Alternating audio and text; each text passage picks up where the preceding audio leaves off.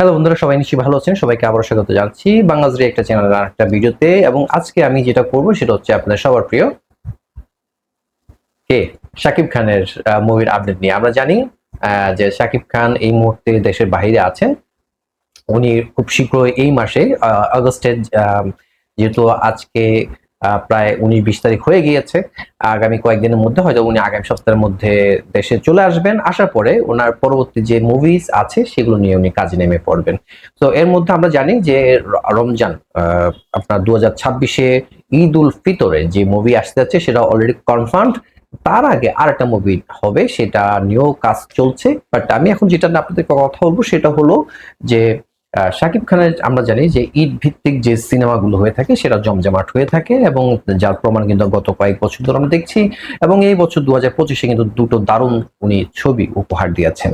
তো এই ক্ষেত্রে আমরা পরবর্তীতে দর্শকদের অনেক এক্সপেকটেশন ছিল, বাট সব জল্পনা কল্পনা অবসান ঘটিয়ে তিনি যেটা করেছেন সেটা হচ্ছে নতুন পরিচালক এবং প্রযোজকের সাথে চুক্তিবদ্ধ হয়েছেন, এবং সেটা নিয়ে উনি কাজ করবেন, যেটা ঈদ উল ফিতর 2026 আসবে। এবং তিনি হচ্ছেন আর কেন, যদিও চলচ্চিত্র অঙ্গনে তিনি নতুন, বাট উনি এর আগে বিভিন্ন প্ল্যাটফর্মে কাজ করেছেন। তিনি হচ্ছে আবু হায়াত, এবং আবু হায়াত মাহমুদের সাথে এখানে প্রযোজনার হিসেবে কাজ করছেন আরেকজন নারী প্রযোজক, যিনি এখন পর্যন্ত কোনো সিনেমায় ইনভেস্ট করেননি।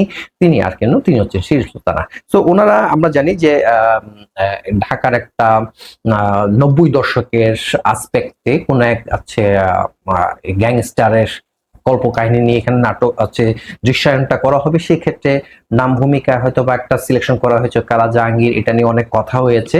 পরবর্তীতে আমরা শুনতে পাচ্ছি Dhaka once upon time in Dhaka, এই টাইপের কিছু একটা হতে পারে। যেটাই হোক ভাই, সেটা আমরা অল্প কয়েকদিনের মধ্যে জানতে পারবো যখন শাকিব খান দেশে আসবেন। তো উনি আসলে কিন্তু সেটা সেপ্টেম্বরের মধ্যে কিন্তু উনি পরবর্তী সিনেমার কাজ করবেন, এবং এর মাঝখানে আমরা হয়তো বা এটার আপডেটটা পেয়ে যাব।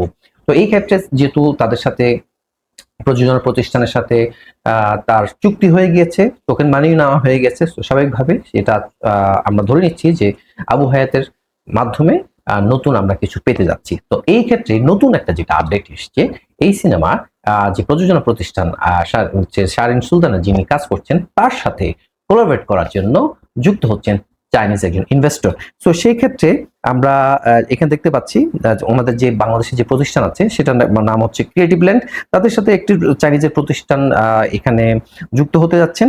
তারা শুধুমাত্র এখানে যে ইনভেস্ট করছেন তা কিন্তু না, তাদের এখানে আরো টেকনিক্যাল সাইডের ইনভেস্টর আসছে। টেকনিক্যাল সাইডের ইনভেস্টর মানে হচ্ছে যে সমস্ত বিষয়ে কারিগরি দক্ষ টেকনিশিয়ান আছেন তারাও কিন্তু এখানে যুক্ত হবেন। দ্যাট মিনস যৌথ প্রযোজনায় এইটা আমরা দেখতে পাবো। এবং এটার পাশাপাশি এই সিনেমা যেটা আমরা জানতে পারছি, এইটা অ্যাকচুয়ালি সোর্সটা হচ্ছে বিএমআর ফেসবুকে যে একটা পেজ আছে, তাদের মাধ্যমে আমরা জানতে পারলাম যে এই মুভিটা শুধুমাত্র বাংলাদেশে যে মুক্তি পাবে তা না, চীনেও কিন্তু মুক্তি পাওয়ার সম্ভাবনা আছে। তো এইভাবে এটা কথা চলছে। তো আমরা আশা করব এটার নামটা তারা এখন পর্যন্ত সম্ভাব্য ধরেছে, আমি আবার বলছি সম্ভাব্য। এটার নাম হচ্ছে Prince once upon a time in Dhaka, Prince highlight করা হচ্ছে। তো এটা যদি শিওর হয়ে থাকে তার অবশ্যই আশাব্যঞ্জক, কারণ ইনভেস্টর যদি আসে ভালো, এখানে অর্থ লগ্নি হবে, এবং চাইনিজ টেকনিশিয়ানরা খুব ভালো কাজ করেন আমরা জানি।